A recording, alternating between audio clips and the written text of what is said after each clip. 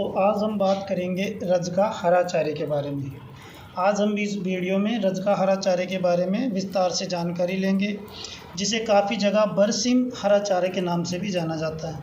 तो दोस्तों, हम इस वीडियो में जानेंगे कि ये कब लगाया जाता है, कैसे इसकी मिट्टी तैयार की जाती है, किस तरह ये लगाया जाता है, कौन सी इसमें टॉप वैरायटी है, कौन से समय समय पर इसमें खाद डाले जाते हैं, कितने दिनों के बाद हम इसकी कटाई कर सकते हैं, फिर दूसरी कटाई कितने दिनों के बाद कर सकते हैं। तो दोस्तों, आज हम इस वीडियो में ये सब चीज़ें जानेंगे। तो नमस्कार दोस्तों, आप देख रहे हैं किसान मित्रा चैनल।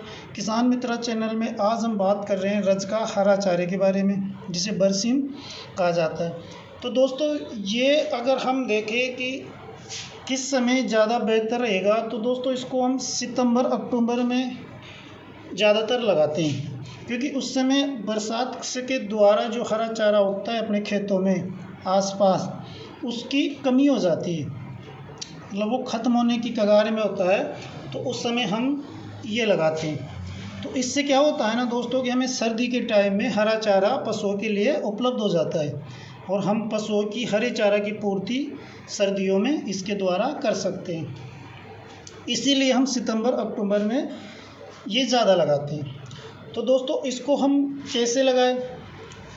अब इसके लिए हम दोस्तों इसकी जो मिट्टी तैयार करते हैं, उस मिट्टी में तैयार करने के लिए उसमें 50 किलो पर एकड़ के हिसाब से आप पोटास डालिए, 50 किलो यूरिया डालिए, और सिंगल सुपर फास्फेट, जिसे एसएसपी के नाम से भी जानते हैं, 50 किलो एक एकड़ में वो डालिए।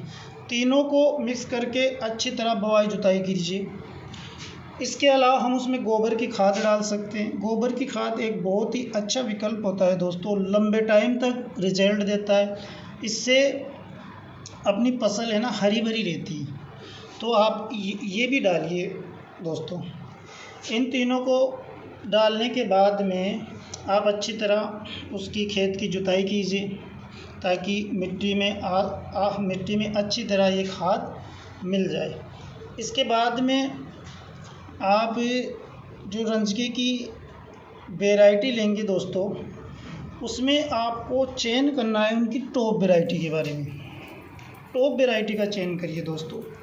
टॉप वैरायटी का चयन अगर आप नहीं करोगे, तो उसमें क्या होता है ना, जो रंजके या बरसीम हरे चारे की जो थोड़ी सी लो क्वालिटी आती है, उसमें दिक्कत ये आती है कि आपको उसमें अमर बेल देखने को मिलेगी। और दोस्तों, अमर बेल एक ऐसी बेल होती है इसमें रंजके में, जो उस पौधे पे ऊपर होती है, पौधे से ही वो खाना खाती है। मतलब अगर वो ज़मीन पे टच भी नहीं हो, पौधे के द्वारा ही वो अपना भोजन बना लेती है, पौधे से लिपट के।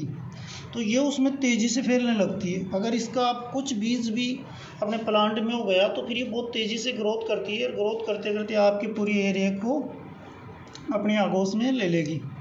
उससे क्या होगा ना, कि वो बेल कड़वी होती है, और जब आप उसको कटाई करोगे और पशु को काट के खिलाओगे, तो पशु उसको खाएगा नहीं, क्योंकि वो तो कड़वी होती है ना, और कड़वी चीज़ को पशु कैसे खाएगा। तो आपको बीज की अच्छी क्वालिटी रखना है। अब अच्छी क्वालिटी में कौन सा रख सकते हैं? तो दोस्तों, मैं रिक्वायरमेंट करूंगा कि आप अलमदार सीड का जो अलमदार रंजका आता है, 1 साली 3 साली, उनमें से आप लगा सकते हैं। अलमदार में अगर आप बेहतरीन उपज लेना चाहते हो, और बेहतरीन मतलब पत्ते की साइज़, डंठल, तो आप उसमें 3 साली जो आता है अलमदार रंजका, उसका चयन कीजिए। उसमें आपको फ़ायदा ये मिलेगा कि उसका तना मोटा रहेगा, पत्तियाँ हरी रहेगी, और ग्रोथ भी अच्छी आएगी। उससे आपके पशु उसको अच्छी तरह खाएंगे। खाने में भी मीठा होता है, तो पशुओं को खाने में स्वाद आएगा। तो दोस्तों, आप अलमदार की 3 साली वैरायटी ले सकते हैं। अलमदार की जो 3 साली वैरायटी होती है दोस्तों, उसको पहला काट जो आता है आपका, वो 45 दिन के आसपास आ जाता है। अगर दूसरे काट की हम बात करें, तो दूसरा काट 30 दिन के आसपास आ जाता है। तीसरा काट जब आएगा, तो 20 से 22 दिन में कट जाता है। अब दोस्तों, इनको लगाए कैसे?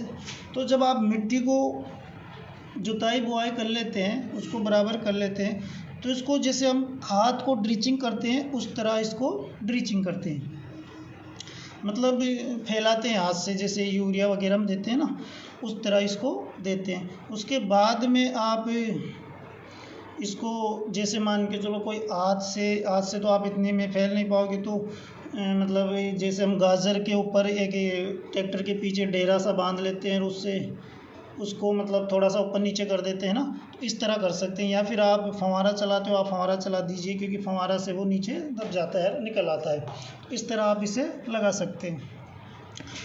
अब ये हो गई लगाने की दोस्तों। तो कटाई के बारे में अब दोस्तों इस बीज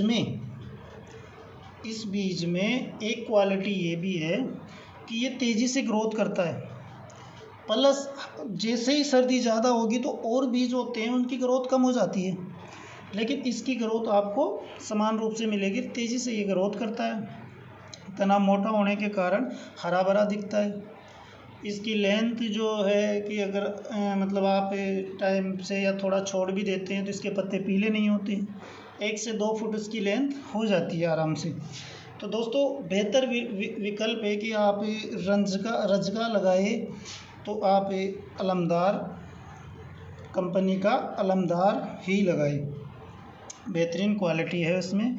और भी अगर आपको अच्छी लगती है या फिर आपकी नज़र में है कि उस कंपनी का बढ़िया आता है तो आप उस कंपनी का भी लगा सकते हैं, लेकिन बेहतर चीज़ें लगाएं, क्योंकि आप जब लगाते हो तो आपको पता है दोस्तों कि हम जब पशुओं के लिए चारा लगाते हैं तो वो कम से कम 6 महीने चलता है, फरवरी मार्च तक। तो जब सितंबर अक्टूबर में लगाते हैं तो फरवरी मार्च तक अपने को चारे की आवश्यकता होती है।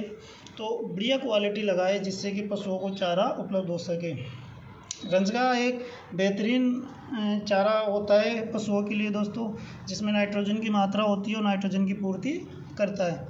तो दोस्तों इस वीडियो में हमने जाना है कि रंजका कैसे लगाया जाता है, कौन सी वैरायटी लगा सकते हैं, किस तरह लगा सकते हैं। उम्मीद करते हैं दोस्तों आपको ये पसंद आया होगा, और अगर कुछ कमी इसमें रह गई तो आप कमेंट की